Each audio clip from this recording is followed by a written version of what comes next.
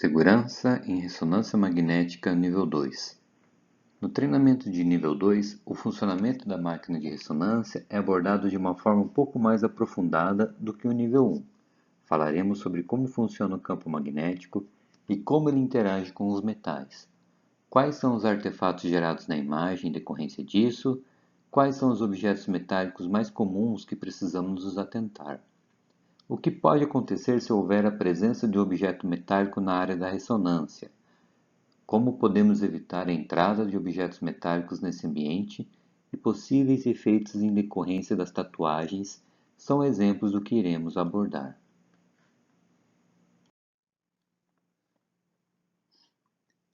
A ressonância magnética proporciona uma forma de exame não invasiva, que, diferente da tomografia e outros métodos de geração da imagem diagnóstica, não utiliza radiação para isso.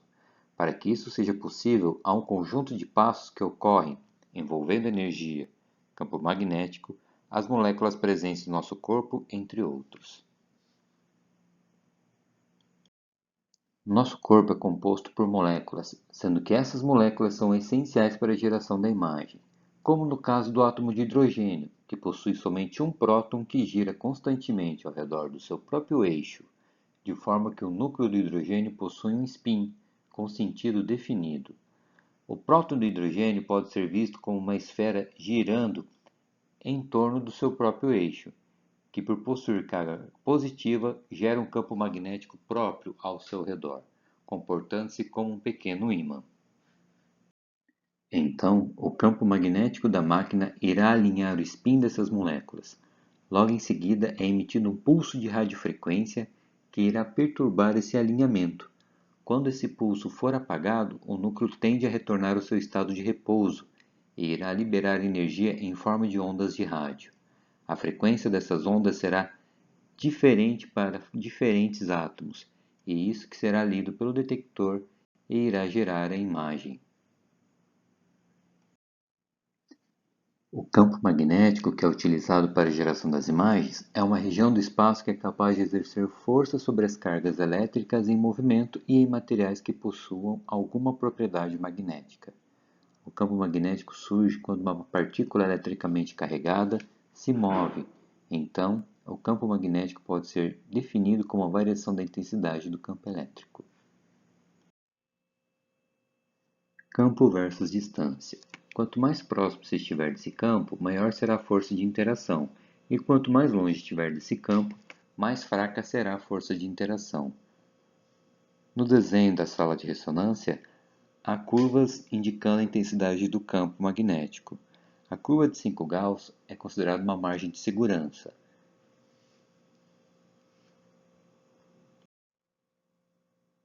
O campo magnético não irá interagir somente com a matéria, mas também com materiais que tenham essa propriedade. É aí que entra o risco da ressonância magnética e a importância da anamnese. Caso o paciente entre na região de campo magnético portando algum objeto que tenha interação, podem ocorrer acidentes. É importante se atentar em quais objetos não podem estar dentro da sala de ressonância magnética.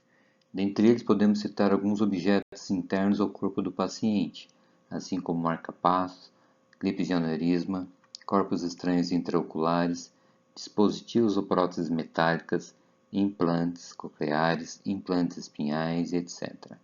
Dentre os objetos mais comuns de serem levados para dentro da sala, podemos citar joias, relógios, cartões de crédito, clipes, chaves, estetoscópio, isqueiro, ferramentas, cilindros de oxigênio, tesoura, cortador de unhas, moedas, feixe-sutiã, zíper, máquinas de limpeza e etc.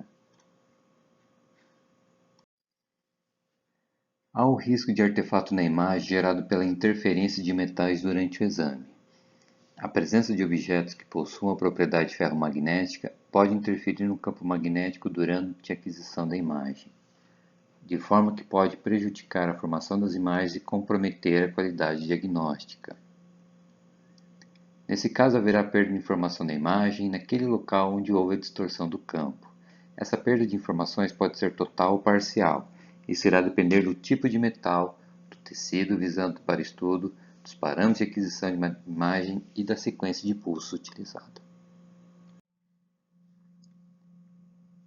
Aqui uma imagem com artefatos causado pela presença de objeto metálico. Aqui uma outra imagem com artefato causado pela presença do aparelho ortodôntico. Tatuagem versus ressonância. Caso o paciente possua uma tatuagem ou maquiagem permanente, é possível que haja reações adversas. Isso ocorre pois as tintas utilizadas para esses processos podem conter metais como, por exemplo, a tinta vermelha, que pode conter ferro, que é uma substância ferromagnética. Podemos citar metais presentes na composição de outras tintas, como mercúrio, cádmio e ferro na tinta vermelha, cobalto e cobre na tinta azul, cromo, chumbo, alumínio e cobre na tinta verde, cádmio, chumbo e zinco na tinta amarela, cádmio na tinta laranja, chumbo, titânio, zinco e bário na tinta branca, níquel na tinta preta. Como materiais ferromagnéticos distorcem o campo, além de uma possível perda de informação da imagem, é possível que o paciente relate alguma reação na região da tatuagem, a qual pode variar de um leve calor, inchaço, irritação até queimaduras graves. Para evitar a entrada de objetos ferromagnéticos na sala de ressonância, existem alguns métodos. Entre eles podemos citar as barreiras físicas, que são as portas e sinalização adequada, o monitoramento de quem está no local e quem já foi devidamente verificado e liberado para a entrada no local, a anamnese antes da entrada do paciente no ambiente e, além disso, também se pode utilizar um detector de metais.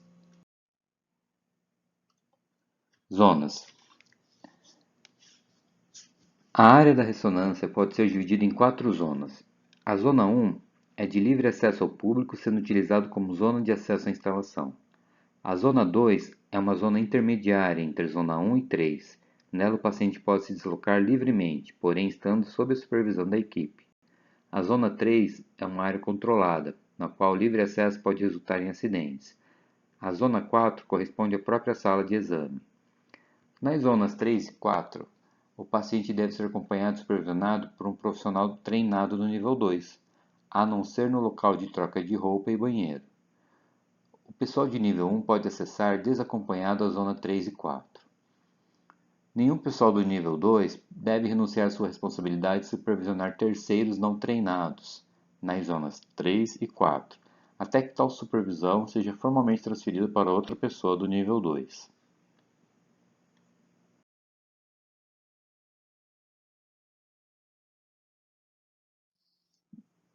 Nessa imagem, nós temos o setor de ressonância magnética do Hospital Erasto Gettner. À esquerda superior tem a zona 1, de livre acesso, que é uma circulação interna. Abaixo, à esquerda abaixo, tem a zona 2, que é o posto de enfermagem, onde o paciente pode ter circulação, livre circulação, mas supervisão de algum membro da equipe. A zona 3, já acessando a área da ressonância,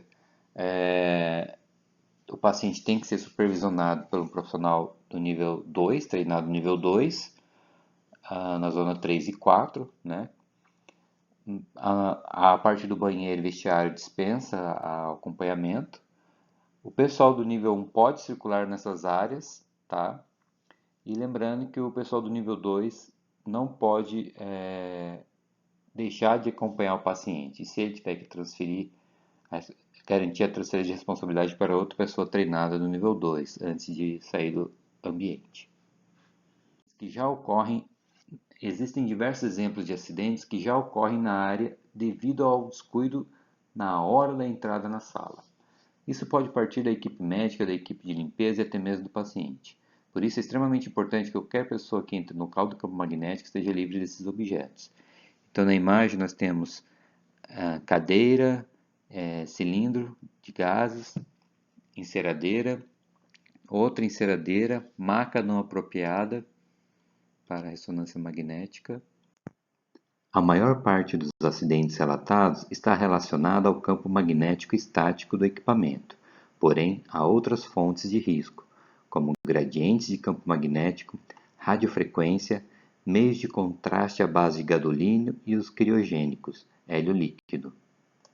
Na tabela a seguir estão relacionados fontes de riscos e efeitos no corpo humano. Campo magnético estático promove a tração e torção de objetos ferromagnéticos, alteração no funcionamento de equipamentos externos, vertigem e náusea. Gradientes de campo promovem choque elétrico e ruído acústico. A radiofrequência tem potencial para promover aquecimento de materiais e queimaduras. O hélio líquido pode promover queimaduras e sufocamento. Já o meio de contraste pode promover reações alérgicas e outros. Boas práticas. Algumas práticas podem e devem ser adotadas para garantir a segurança necessária aos funcionários e pacientes que entrarão em proximidade com a ressonância magnética. Criar mecanismo físico de restrição de acesso ao setor, como leitoras de crachá, portas com senha. Proibir o acesso livre de qualquer pessoa portadora de marca-passos e neuroestimuladores no ambiente de ressonância magnética. Realizar uma boa anamnese para a investigação de metais, em que o paciente assinale a sua presença no corpo e possa ser investigado antes da entrada na zona 3 e na sala de exames, a zona 4. Nunca levar para dentro da sala de exames materiais desconhecidos ou não revisados quanto à presença de partes ferromagnéticas. Somente utilizar na sala de exames equipamentos próprios para o ambiente da ressonância magnética e certificados por empresas de reconhecida competência, como, por exemplo, injetoras de meio de contraste, oxímetros, carrinhos de anestesia, eletrodos, etc. Colaboradores externos ao setor, como pessoal de manutenção e higienização, só devem ser autorizados a entrar na sala após repasse formal de instruções de segurança no ambiente da ressonância magnética. Conhecer a localização e a forma de acionamento dos botões de parada elétrica e de desligamento do campo magnético. Não permitir a entrada do paciente em sala portando qualquer objeto metálico como anéis, brincos, relógio, carteira, piercing e próteses dentárias removíveis. Caso ocorra alguma emergência, existe uma forma de desativar o equipamento. Caso o botão quench seja pressionado, o campo magnético será encerrado, porém seu processo é irreversível. Encerrar o funcionamento da máquina através do botão de quench causa danos irreversíveis à máquina e pode prejudicar o paciente também. Os equipamentos de ressonância utilizam hélio líquido, que irá atingir o estado gasoso. Ao pressionar o botão, esse hélio será liberado para parar o funcionamento da máquina, porém ele vaza e se espalha muito rapidamente. Caso alguém entre em contato com o vapor de hélio, pode ocorrer asfixia e queimaduras pelo frio, ou seja, o botão só deve ser pressionado caso haja risco à vida.